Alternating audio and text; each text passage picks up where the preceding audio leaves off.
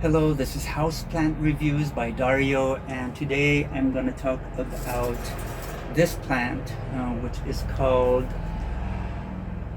Rosmarinus Prostratus.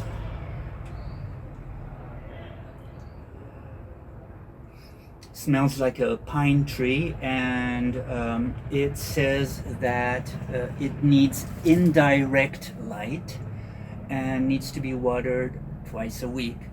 I googled it, Rosmarinus Prostratus.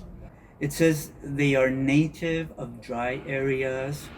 They require well-drained soil.